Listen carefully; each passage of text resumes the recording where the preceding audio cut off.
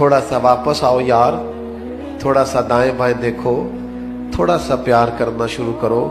हमारे अपने हैं, हमारे करीबी हैं, हमारे क्लास फेलोज हैं, हमारे घर में रहने वाले हैं, गली मोहल्ले वाले हैं। कोई किसी ने किसी का कत्ल नहीं कर डाला।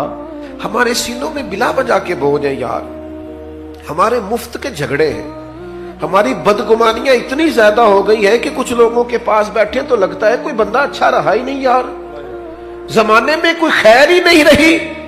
वो मखलूक जिसके बारे में रब कहता है लक़द खलक़नल इंसान फी अहसन तक़वीम, और वो उम्मत जिसके बारे में रब फरमाता है कुंतुम खैरा उम्मतिन, इतने बड़े एजाज वाले लोगों के शिकवे और फिर सहीउल अकीदा लोगों के शिकवे। वो मेरे भाई थोड़ा सा तो गुंजाइश पैदा करे। दो ही बंदे ठीक है, एक मैं ठीक हूं, एक जो हाथ बांध के मेरी हाँ में हाँ मिलाता है वो ठीक है, और तीसरा भी ठीक होता है भाई। थोड़ी तीसरी की भी सुने, अपनी तबीयत से बोझ उतारे, अपने गुमान को अच्छा करे। आपको पता है डिप्रेशन और टेंशन सबसे ज्यादा कब होती है? और ये मर्ज गरीबों का नहीं, अमीरों का है ज्यादातर। तो पाकिस्तान में बढ़ता जा रहा है।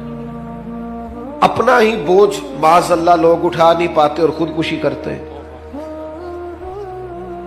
ये जान तेरी नहीं है, ये अल्लाह की अमानत है। ये तू अपनी मर्जी से ना दुनिया में आया है ना अपनी मर्जी से जा सकता है। अपनी मर्जी से मरेगा तो खुदकुशी हराम है, और अगर उनकी मर्जी से जाएगा तो शहादत है, फिर दरजात की बुलंदी है। हम कमजोर पड़ते जा रहे। क्यों ज्यादा होती है डिप्रेशन, टेंशन? आपको अर्ज करूं, हम बदगुमानियां बड़ी फैलाते हैं, हमें लोग अच्छे नहीं लगते, हमारी राय मुस्बत नहीं रहती। हमें अपनी मर्जी के हिसाब से लोगों को तरतीब देना है, अपनी आंख से लोगों को देखना है, अपना जाविया निगाह है, अपने दायरों में बंद है। ओ भाई, हम देखो ना, मियां बीवी, अगर घर के अंदर मियां बीवी का इत्तेफाक ना हो तो घर में सारी सहूलियात भी हो तो गुजारा करना मुश्किल है।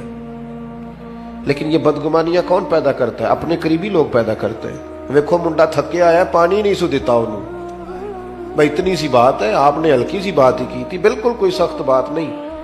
लेकिन वो खामद तो सोचने लग जाता है वाकई बात तो ठीक है, इसने तो पानी नहीं पूछा। आप चले गए अपने कमरे में, आपका वो सारी रात उन्होंने लड़ लड़ के झगड़ा कर करके गुजार दी। और मियाँ बीवी के झगड़े का सबसे ज्यादा नुकसान उनकी औलाद को उठाना पड़ता है।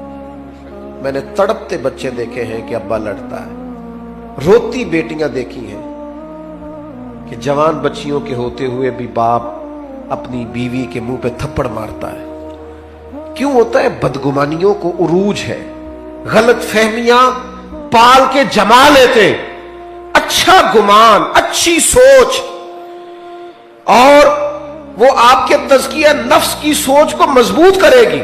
मुस्लिम शरीफ में लफ्ज है, हुजूर ने फरमाया अच्छा सोचा करो, अच्छा सोचना भी इबादत है। तुम गुमान अच्छा रखो, अच्छा गुमान। आप देखिए नबी पाक अलैहिस्सलाम का तरीका क्या है सोचने का। 10 दिन नबी पाक ने ताइफ में क़याम किया। यहां 2 मिनट कोई शख्स किसी से जरा टकराए तो फिर उसका लहजा देखें, आप देखने वाला होगा। 10 दिन हुजूर ने क़याम किया है और उनको तबलीग की है और जवाब में पत्थर खाए। और जब करीम वापस आए हैं, हमारे यहां भी लोग माफ करते हैं, पर माफ वो करता है जिसमें बदला लेने की ताकत नहीं होती। वो कहता मैंने अल्लाह पे छोड़ दिया है। और जिसके पास ताकत होती है वो फिर ईंट का जवाब पत्थर से देता है। जब वापस आए, साथ गुलाम ने अर्ज की या रसूलल्लाह, इन्होंने तो हद कर दी। अरब की जो रिवायती मेहमान नवाजी थी वो भी नहीं की, जो मिजाज था इखलाकियात का वो भी भूल गए। दीन कबूल करना, करे दुआ ये तबाह हो जाए। ये मैं तकरीर कर रहा हूं, आप सुन रहे हैं, लेकिन एक हिम्मत करो ना, अपनी जाती दुश्मन के लिए एक दुआ करके तो देखो भला। एक हिम्मत करे ना, ये कई दफा सुना है ना हुजूर दुश्मनों की हिदायत की दुआ करते, तो एक हिम्मत करे ना किसी एक जाती दुश्मन के लिए, जो जात का दुश्मन है, नजरिए का नहीं, उसके लिए करके देखो ना एक दुआ भला। ये हिम्मत करो, ये भी तो हुजूर का तरीका है ना। लेकिन मुझे बड़े अफसोस से कहना पड़ता है, हमने सुन्नतें भी 4-5 मोटी मोटी याद की हैं, داڑھی عظیم سنت ہے، پگڑی عظیم سنت ہے، مسواک عظیم سنت ہے، لیکن میرے بھائی سچ بولنا بھی تو سنت ہے نا، دل صاف رکھنا بھی تو سنت ہے نا، غیروں کے لیے دعا مانگنا بھی تو سنت ہے نا، کسی کے حق میں نرم رہنا بھی تو حضور کی سنت ہے نا، خیر خائی بھی تو نبی پاک کی سنت ہے۔ ان پر توجہ کب ہوگی؟ آپ غور کریں، عرض کی یا رسول اللہ دعا کرے تباہ ہو جائے، تو حضور نے ہاتھ اٹھائے، کہا اے اللہ انہیں ہدایت دے دے، انہیں پتہ ہی نہیں یہ کیا کر رہے۔ جس طرح بندہ بچوں کے بارے میں ذہن نہیں بناتا کہ ابھی بچہ اسے پتہ ہی نہیں، اللہ ہدایت دے دے، تو غلام نے عرض کی حضور ایک بندے نے بھی بات نہیں مانی اور آپ دعائیں مانگ رہے ہیں، تو یہ میرے محبوب کا گمان ہے، یہ حضور کی سوچ ہے، یہ نبی پاک نے مثبت رویوں کو فروغ دیا ہے سوسائٹی میں۔ کریم فرمانے لگے یہ نہیں نہ مانتے تو میں پھر بھی ان کی ہلاکت کی دعا نہیں کروں گا، اس لیے کہ اگر یہ نہیں مانتے تو مجھے امید ہے ان کی آنے والی نسلیں مان جائیں گی، ان کی نسلوں کے بارے میں خوشگمانی، ان کی نسلوں کے بارے میں۔ ہم نے تو اپنے بچے مایوس کر دیے، اور تیرا کچھ نہیں ہو سکتا، تیرے ورگے بندے نہیں کامیاب ہو سکتے۔ کس کو کہہ رہے ہو؟ اپنے بیٹے کو، اپنے شاگرد کو، اپنے عقیدت مند کو، اپنوں کو کہہ رہے ہو۔ وہ میرے پاس ایک بزرگ اپنے بچے کو دم کرانے لائے تو انہوں نے اتنی لمبی لسٹ شکایتوں کی کھول دی، کہنے لگے جی 4 بچے ہیں، یہ ضدی بھی بڑا ہے، نکما بھی بڑا ہے، نلائق بھی بڑا ہے، بات بھی کوئی نہیں سنتا، سارے گھر میں رٹا ہی اس کا ہے۔ تو میں نے بڑے ادب سے انہیں عرض کیا کہ آج کے بعد آپ نے اس کے سامنے نہیں کہنا، آپ اسے پکا کر رہے ہیں بیچارے کو، یہ کٹ جائے گا اپنی فیملی سے، کبھی ایسا کام نہ کریں۔ آپ اپنے بچوں کی تربیت کریں تو غیر محسوس طریقے سے، اگر آپ کو اس میں کوئی کوتاہی نظر آئے تو اس طرح کر کے اس کی تربیت کریں کہ اسے محسوس ہی نہ ہو مجھے ٹرین کیا جا رہا ہے۔ لیکن ہم کیا کر رہے ہیں؟ دیکھیں نا، حضور علیہ الصلوۃ والسلام ہماری جانوں کے مالک ہیں، محبوب کسی کا نام لے کے اگر نصیحت کرتے تو وہ واری صدقے جاتا، لیکن کریم کو کبھی کسی کی شکایت ملتی تو حضور مطلق بات کرتے، فرمایا لوگوں کو کیا ہو گیا ہے، لوگوں کو کیا ہو گیا ہے، لوگوں نے اب یوں کرنا شروع کر دیا ہے۔ وہ دوستو، رب کی مخلوق کے بارے میں اچھا گمان، اچھی سوچیں، یہ پتہ چلے گا کہ آپ تزکیہ نفس کی طرف جا رہے ہیں، طہارت نصیب ہو رہی ہے۔ میں نے اپنی زندگی میں اکثر لوگوں کو دیکھا ہے کہ انہوں نے اگر چاہا ہے تو بہت سارے لوگوں کے حق میں رائے عامہ ہموار کر دی ہے۔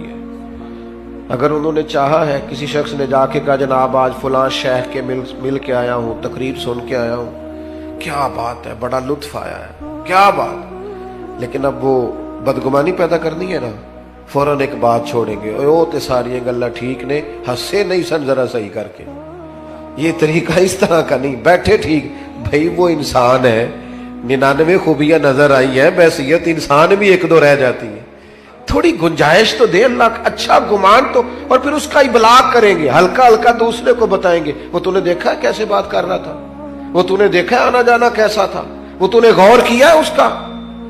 وہ میں جیسا کہ میں نے عرض کیا ہے کہ 6-7 جگہوں پہ جانے کا موقع ملتا ہے، اب مجھے کوئی شخص روک رہا ہے اگر باہر کہ آپ رکیں، تو جہاں آگے پہنچنا ہے وہ یہ تو پوچھ ہی نہیں رہا کہ آپ نکلے ہیں کہ نہیں نکلے، وہ کہہ رہے ہیں پہنچے کتنے ہو،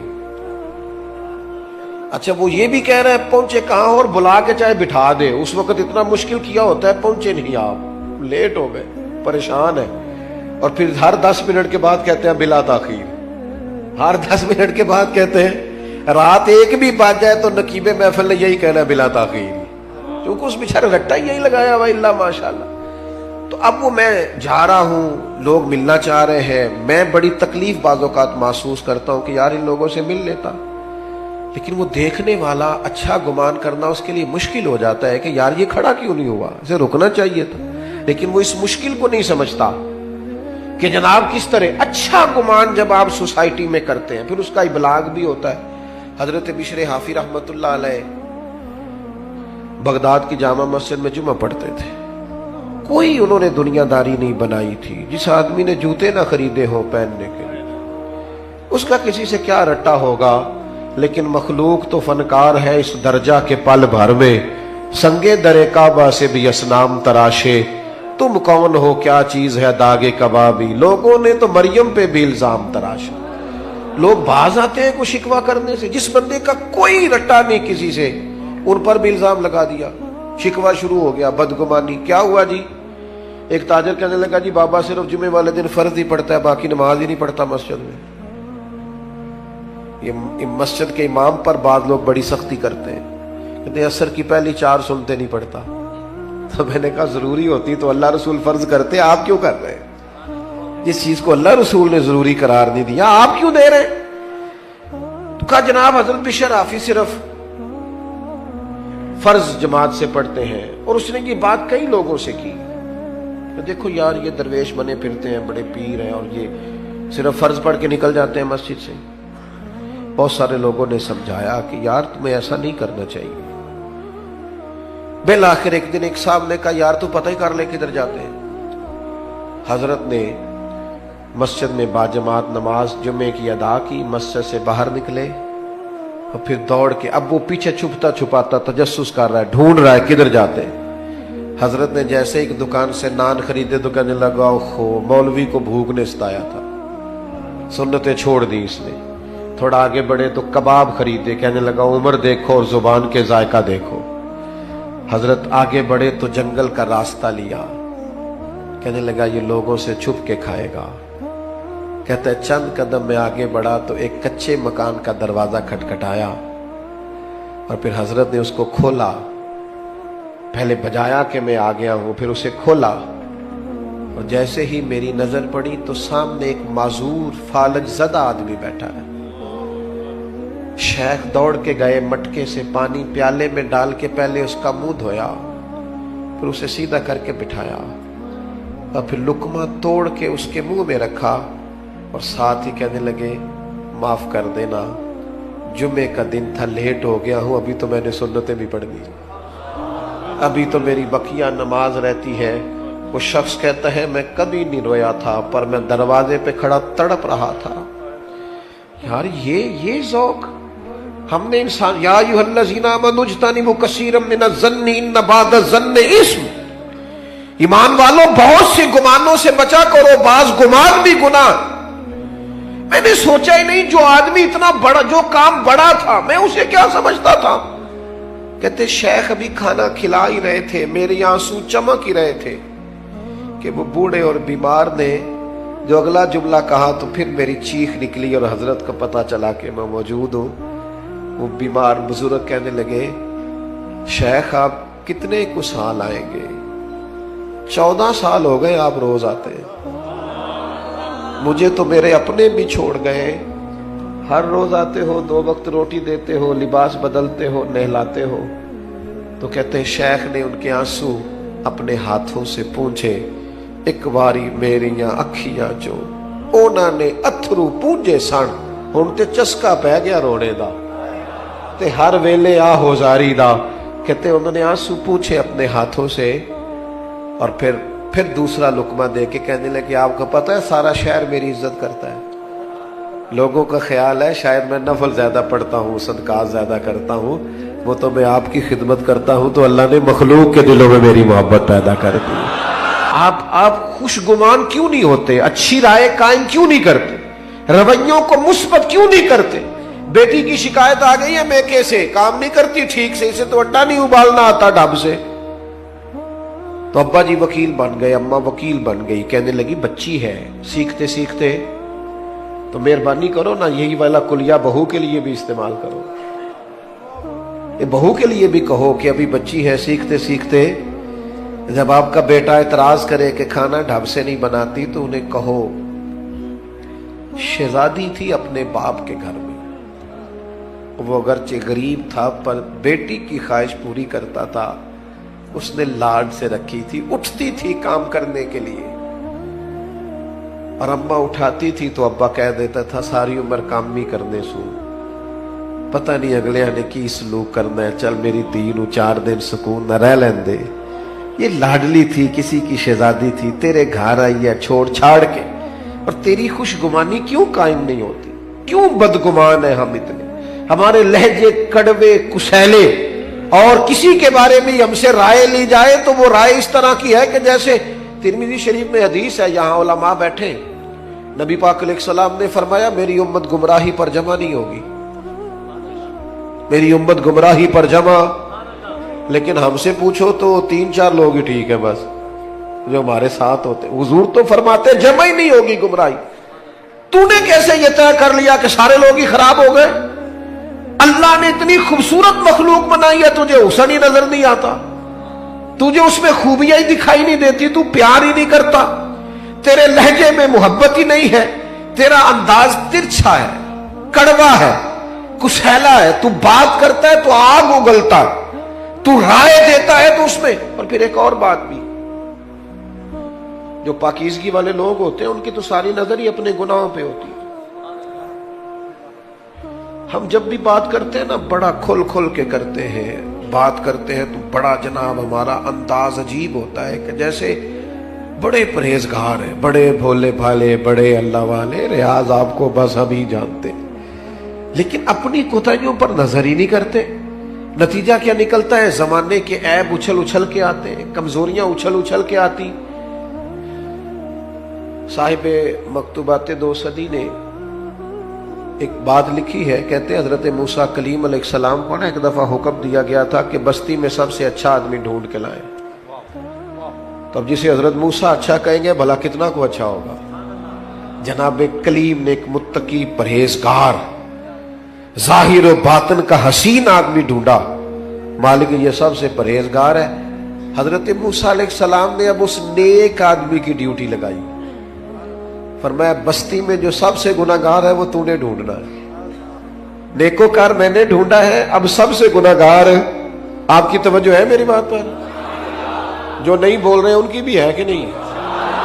بس میں سوئی میرے سامنے آپ فکر نہ کریں، اور میں تو ویسے ہی تقریر بڑی تھوڑی کرنے کا عادی ہوں. کوشش ہوتی ہے کہ ایک ہی آنسو میں کہہ جاؤں گا میں دل طوفان بھیجا لانے سے بھی یا چشم فائدہ، 2 اشک ہی کافی ہے اگر اثر کرے تو. عزیز اس کو حضرت کلیم نے ڈھونڈا علیہ السلام اور کہا اب تو نے ڈھونڈ کے لانا ہے. میرا خیال ہے میری اور آپ کی ڈیوٹی لگتی نا برا آدمی ڈھونڈنے کی تو بس کوئی بندہ اچھا بچتا ہی نہ. حضرت موسیٰ علیہ السلام نے اس سے کہا تو نے ڈھونڈ کے لانا ہے، تو اس بندے نے رونا شروع کر دیا. اس نے کہا حضور یہ کام میرے والا نہیں، میں نے تو کبھی پلٹ کے کسی کے عیب دیکھے ہی نہیں، مجھے ڈر آتا ہے، میں تو کمزور ہوں، مجھے خوف آتا ہے. سے ثبوت نہ منگو میتھوں، اے نظر کرم قد ہوئی، اے میں جانا یا دل بر جانے غیر نہ جانے کوئی. میں مسکین پرانا خادم، مینوں کسے در ملی نہ ٹوئی، اے تے واصف یار نے نظر جو کیتی تے پھر واصف ہی ہوئی. میں تو مسکین ہوں، میرے ذمہ نہ یہ کام لگائیں، مجھ سے نہیں ہو سکتا. یعنی سے ثبوت نہ منگو میں تو، اے بھلا نظر کرم قد ہوئی، اے میں جانا یا دل بر جانے غیر نہ جانے کوئی. میں مسکین پرانا خادم، کسے در ملی نہ ٹوئی، اے تے واصف یار نے نظر جو کی تھی پھر واصف ہی ہوئی. کہا حضور میرے ذمہ نہ لگائیں، میرے لیے مشکل ہے. فرمایا آپ نہیں کرنا ہے. اب ایک برا آدمی ڈھونڈنے کے لیے نا اس شخص نے 3 دن کی مہلت لی. ایک بندہ ڈھونڈنا ہے، ایک بندہ برا ڈھونڈنے کے لیے 3 دن لگا دیے. کہا جناب میں اسی وقت اسی ٹائم اسی جگہ برا بندہ ڈھونڈ کے جو آپ نے حکم دیا ہے کوشش کروں گا. صوفیاء نے لکھا ہے 3رے دن اس مقررہ وقت پہ جب وہ آئے نا تو پتہ کس طرح آئے؟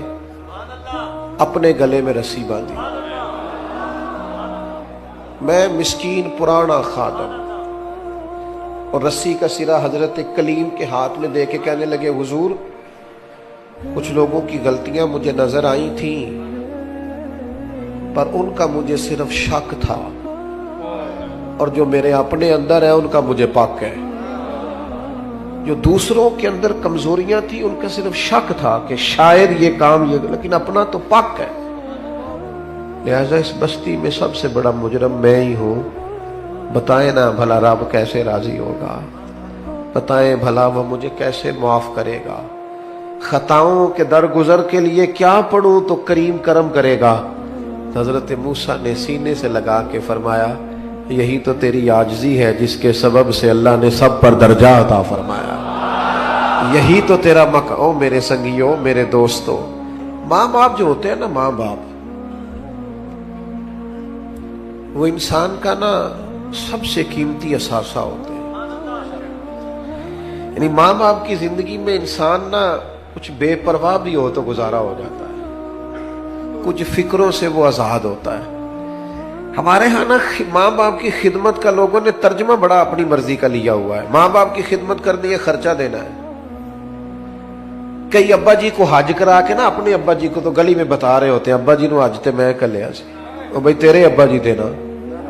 ایک ختم شریف پہ میں اصالِ ثواب کی محفل میں حاضر تھا تو وہ اپنے علامہ صاحب کو کہہ رہے تھے کہ 50,000 ابا جی کی طرف سے مسجد میں دے رہے ہیں، اعلان کر دیں. تو مائک میرے آگے آ چکا تھا تو مولانا بیچارے مجبور تھے، واپس مانگ رہے تھے، میں دینا نہیں چاہ رہا تھا. یہ بھی کبھی کبھی ہوتا ہے نا، یہ مشکل سے ملتا ہے تو یہ واپس دے دیں، مشکل ہوتا ہے یہ بھی کام. تو وہ واپس لینا چاہ رہے تھے. میں نے کہا مسئلہ کیا ہے؟ کہنے لگے جنہوں نے 50,000 مسجد دیا اور کہتے ہیں ابا جی کی طرف سے اعلان کر دیں. تو میں کہ انہوں نے پوچھو ابا جی جو انہوں نے دے گئے نے انہوں نے بھی اعلان کرایا کہ انجی دے گئے نے. ان سے پوچھو وہ ساری دکانیں پلاٹ پلازے ابا نے اعلان کرائے کہ فری میں دیے. یہ اتنی لاکھوں کروڑوں کی جائیداد میں سے 50,000 ابا کے نام پہ دے رہے ہیں اور ساری دنیا کو بتا رہے ہیں. یہ سمجھ نہیں آتی. بچے سمجھتے ہیں کہ خرچہ دینا ہی ماں باپ کی خدمت ہے. ماں باپ کی اصل خدمت انہیں ٹائم دینا ہے، ان کے پاس بیٹھنا ہے، ان سے مشورہ کرنا ہے. آنکھیں پتھر کی ہو جاتی ہیں ماں کی دروازہ دیکھ دیکھ کہ تو کب آئے گا. وہ نا جی آپ سرد خانے میں رکھ دے ابا جی کو، میں 3 دن کی بس آپ رکھیں، مجھے فلائٹ مل گئی ہے. تو پہلے کیوں نہیں ملی؟ وہ تو پوچھتا پھرتا تھا لوگوں سے کہ بتاؤ کہ برطانیہ کی ٹکٹ کتنے کی ہے. اس وقت تو کیوں نہیں؟ والدین کو دوستوں کو فون کرتے ہو نا، آج روٹی نہ کھانا باہر کھائیں گے، تو کر ایک فون ابا جی کو بھی، ابا جی میرے آنے تک روٹی نہ کھانا. ایک فون کر تو صحیح. اس دن ان کو شوگر کی دوائی نہیں کھانی پڑے گی، اس دن ان کو نیند کی گولی. وہ میرے پتر دا فون آیا، تو بیمار اما کو فون کر، روٹی میں نے تیرے ہاتھ کی کھانی ہے، دیکھنا وہ بغیر دوائی کے اٹھ کے روٹی پکائے گی. لیکن وہ جو دینے والی چیز تھی وہ تو دی نہیں، ٹائم ہی نہیں دیا، توجہ ہی نہیں دی، غور ہی نہیں کیا. حضرت ایک شیخ غالباً شیخ ابو سعید کے بارے میں صاحب رسولہ کشیریہ نے لکھا ہے، فرماتے ہیں میں حج کرنے جا رہا تھا، نفلی حج تھا میرا، میری تربیت کے لیے، میرے جیسے لوگوں کے لیے لکھا ہے انہوں نے. میرا نفلی حج تھا، دوسرا تیسرا تو گھر میں بیٹھا تھا تو میری والدہ نے مجھ سے پانی مانگا. تو میرے دل میں خیال آیا کہ میں شیخ بھی ہوں، علامہ صاحب بھی ہوں اور حاجی بھی ہوں، کل جا رہا ہوں. تو چونکہ ہمیں عادت ہو جاتی ہے نا، جوتے کوئی اور ہی اٹھاتا ہے، پانی کوئی اور ہی پکڑاتا ہے. حالانکہ یہ بہت بڑی مصیبت ہے اگر لگ جائے تو. حضرت شیخ الحدیث علامہ عبد المصطفیٰ زرعی صاحب رحمۃ اللہ علیہ ہزاروں علماء کے استاد تھے. تو کبھی گفتگو کرتے تھے تو کہتے تھے میرے ساتھ ہزاروں لوگ وابستہ ہیں پر شکر ہے میں اپنا جوتا خود ہی اٹھا لیتا ہوں، میں اس مشقت کا شکار نہیں ہوں، اس تکلیف میں نہیں آیا کہ میرا پروٹوکول بنتا ہے. تو شیخ فرماتے ہیں کہ میرے دل میں خیال ہے میں تو آج پہ جا رہا ہوں اور پھر میرا اعزاز بھی ہے، تو پانی چھوٹا بھائی بھی پلا دے گا تو عرض کیا. میں نے چھوٹے سے کہا او بھائی اماں کو پانی دینا. اٹھا، اس نے پیالہ اٹھایا اور مٹکے سے پانی ڈال کے والدہ کو پیش کیا. تو کہتے ہیں میرے دل میں خیال آیا یار سینکڑوں میل پہ حج کرنے جانا تیرے لیے آسان ہے اور 2 قدم پہ اٹھ کے اماں کو پانی پلانا مشکل ہے. اس کا معنی کیا ہے؟ اس کا مطلب کیا ہے کہ لوگ حاجی کہیں گے، نعرے لگائیں گے، کچھ نہ کچھ. افتؤمنون ببعض الکتاب وتکفرون ببعض، کتاب کے بعض حصے پر ایمان لاتے ہو، بعض سے کفر کرتے ہو. اپنی من چاہا دین، یعنی یہ مسئلہ سارے مردوں کو یاد ہے کہ 4 شادیاں کرنا جائز ہے. تو بھئی دین میں اور بھی تو کئی چیزیں جائز ہیں، وہ کیوں نہیں یاد کی ہوئی؟ یہ سب نے یاد اپنی مرضی کی چیزیں اخذ کی ہیں. تو میرے عزیز شیخ فرماتے ہیں میں نے حج کا ارادہ ملتوی کیا اور میں نے سوچا 1 سال پورا ماں کی خدمت کروں گا اور اگلے سال حج کرنے جاؤں گا کیونکہ میرا نفل حج ہے. थोड़ा सा चीजों पर गौर करें। पहले तो हमें बच्चों को कहना पड़ता था ना मोबाइल कम चलाएं, अब बच्चे कहते हैं कि अब्बा जी से कहें कि जब घर आए तो थोड़ी देर मोबाइल तो बंद किया करें। को हमने भी अपनी दिल की बात करनी होती है, घर वाली कह रही होती है 2 मिनट इसे छोड़ो, हम तो टाइम ही नहीं देते। माँ बाप को वक्त दें। और आखिरी गुजारिश ये करनी है, जब वो दुनिया से रुखसत हो जाए तो फिर भी वो माँ बाप है। 12 हक आला हजरत बरेलवी ने लिखे हैं वालिदैन के विसाल के बाद जो औलाद के जिम्मे होते हैं। तजहीज़ व तकफीन है, जनाजा है, तदफीन है, जनाजा है। फिर अगर उनके जिम्मे कर्ज है तो कोशिश करे औलाद अगर हिम्मत करे तो कर्ज अदा करे, उनके लिए रोज दुआए बख्शिश करे, उनके दोस्तों से रिश्तेदारों से अच्छा सलूक करे।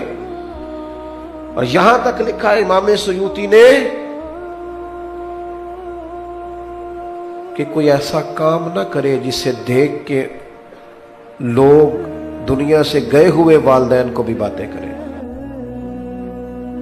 वो थोड़ा अपने लहजों पर, अमलों पर गौर करे कि मेरी वजह से कहीं मेरे कबीले को, मेरे वालिदैन को कोई शख्स बात ना करे। आपको पता है बड़े लोग तारीफ करते हैं, पर यह तारीफ बड़ी मजेदार होती है। किसी चंगी मां दा पुत्र है, ये बड़ी मजेदार तारीफ होती है, इसमें बड़ा हुस्न होता है अगर आप कबूल करें। मेरे अजीज, कोई ऐसा काम ना करें जिसके सबब से लोग वालिदैन पर उंगली उठाएं। अपने लहजों में मिठास लाएं, तबीयत को हल्का फुल्का करें। और ये जो एजाज और प्रोटोकॉल और मैं भी हूं, इस जिंदगी से ना उठ बुलिया ना चलो थे वसीए जिथे वस देनी सारे अन्ने।